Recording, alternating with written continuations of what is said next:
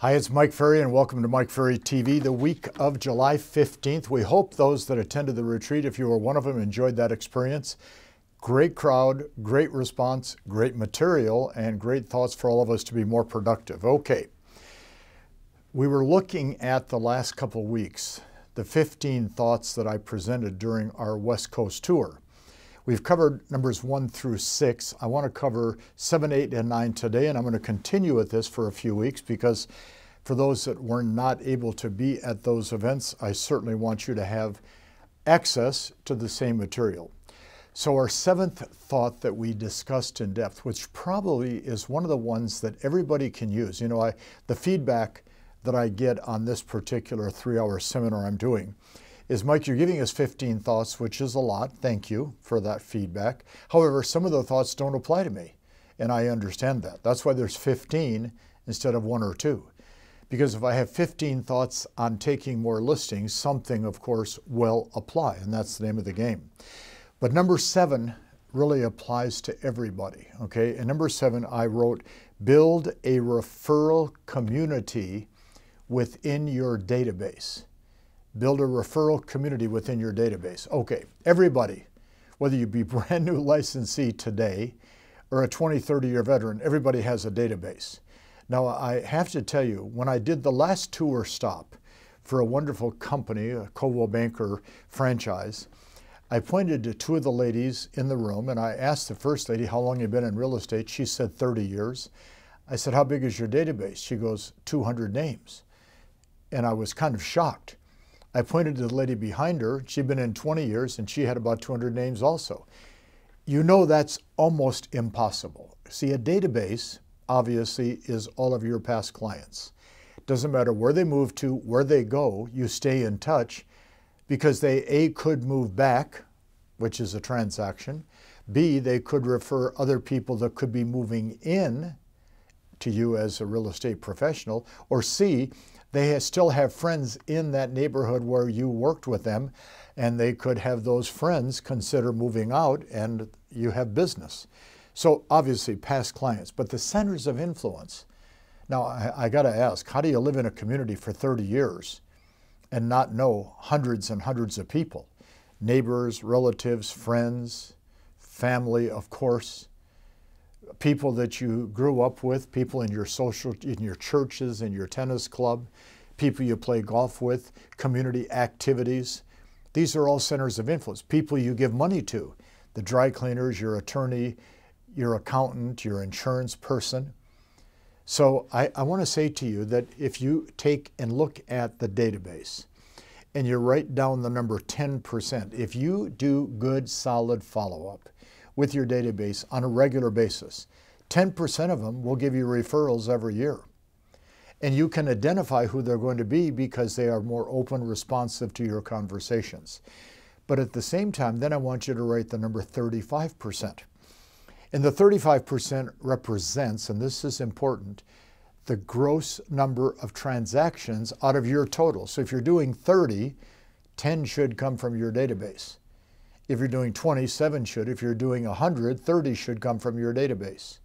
30 to 35%. Now, what do I mean by good follow-up? 4 times a year you talk to them, either on the phone or in person. Very important. Updating them as to the community, what's going on in real estate, etc. But then second, 4 brief mailings, postcard, letter. Want to remind you I'm still in real estate and anybody that wants to buy or sell, give me a call. Your database is vitally important. So think about a couple of thoughts this way. If you're not calling your database, do you think of the realtors who don't know that these people are in your database are calling your database? And the answer is yes. And is there anything more discouraging than calling one of your friends or running into one of your friends at a function and they say, oh, did we tell you we just bought a house?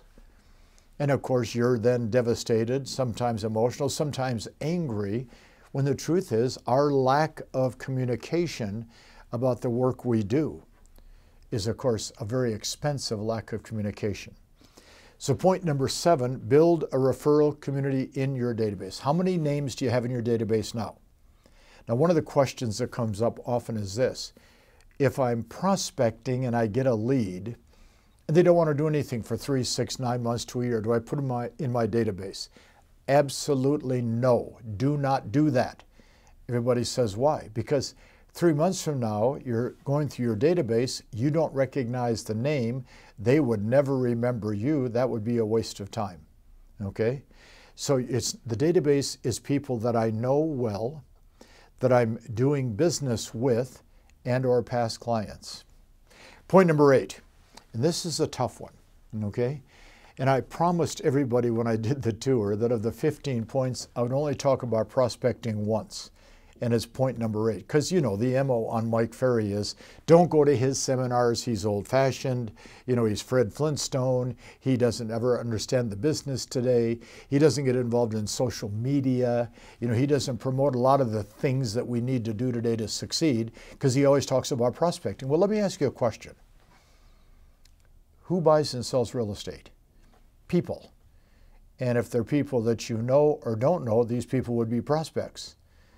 And since most prospects aren't calling you, and you're not calling them, aren't you evenly out of business? See, prospecting is the foundation of any business that revolves around selling.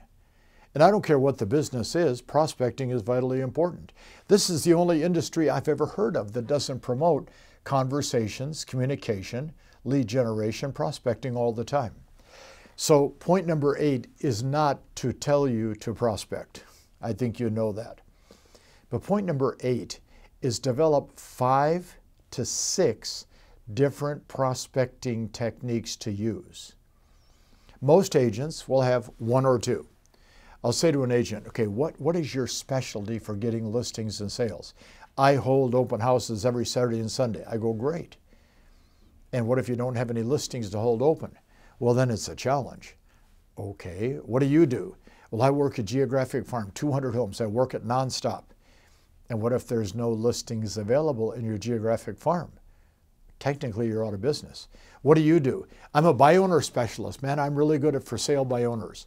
What if there are none? You're out of business. What you need to do is think about the fact that you have to establish 5 or 6 good, solid techniques. Because when one is working, one may not, and vice versa. You can't basically put yourself in a slow down mode or out of business because you're using one technique. Very common, I'll hear this. I love knocking on doors. Good for you. Keep doing it. But what if you're in a neighborhood, nobody's home? You're out of business. So watch. Obviously past clients, centers of influence, just listed, just sold, buy owners, expireds, throw in an open house. All right, 5 or 6 or 7 methods keep you alive, energized, takes the boredom out of the process that can easily fall into the process. Point number 9, very important point. We talked about it during this tour. We talked about it a lot, and it was a sore point for some people, and I don't mean it to be a sore point, okay? 9, a commitment to aggressive lead follow-up. Aggressive lead follow-up. So, question, how many leads do you have today? Good leads, bad leads, leads that are going to buy something or sell now, leads that are going to do something in 3 months, 6 months, a year, 5 years from now. How many leads do you have? Honestly, count your total leads. Then ask yourself this question. How many of them are going to sign a contract within the next 7 to 10 days?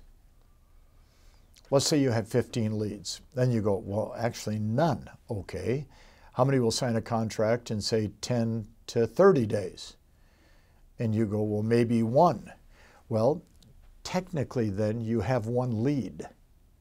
Because the key to lead follow-up is to define in your terms, in your language, in your business, in your life, what a lead is. We tell agents a lead is a person that wants to buy or sell in the next 7 to 10 days. When I tell that to agents, they go, are you kidding? I don't have any of those. Well, it's because we don't do any prospecting. If you're prospecting, you're going to find somebody that wants to buy or sell. So the key to lead follow-up is you're defining the definition of a lead. Now, why are we not aggressive? Because if we get aggressive and we actually call our leads today and find out that nobody of our 10, 12 leads wants to buy or sell at this time, technically we're leadless. We're out of business. So we have nothing to do. Well, that means we have to get back into our lead generation mode. Now, when I say aggressive, hi, Mrs. Smith, it's Mike. We talked about getting your home sold. What's the best day to get together? Now, honest to goodness, is that really too aggressive? Hi, Mr. Jones, it's Mike. We met at the grocery store. You said you possibly wanted to sell. What's a good time to get here and talk about the sale of your home? Now, is that too aggressive? Of course not. But see, the challenge is we're afraid of the response. If we ask them for an appointment and they don't give us one, technically the lead is now dead or gone. If they say we're not going to do anything for 3 months, 6 months, a year, the lead's gone, which then we'd rather have a bunch of bogus leads that are never going to do anything than aggressively find out they're not going to do anything so we can go find somebody that's going to do something. So point number 7 was build a referral community within your database. Point 8, decide on the 5 to 6 different methods of prospecting you plan to use, and then balance them out. And then, of course, point number 9, a commitment to aggressive lead follow-up. It is our job to be more aggressive. Now, very important, if one of your leads says to you, why are you being so aggressive? You're going to smile and you're going to say, I want to demonstrate to you, Mrs. Smith, exactly what I'm going to do after you sign the contract. I'm going to aggressively try to find a buyer for your house. And that's what you want, don't you? And they'll go, well, yes. Well, then let's get started by signing the contract. So turn the negativity of being aggressive into the positive side of what you're going to do once they sign a contract. Again, for those that were there last week with us in Las Vegas, thank you for attending. For those that are watching what we call IR30, which you can watch the entire retreat over the next 30 days, call my office and you can stream it live to your computer. So if you missed it, you can watch it. And if you were there, you can watch it again. In either case, I'm glad you're with us on Mike Ferry TV. We'll see you very soon and talk to you and continue this next week. Thanks for today.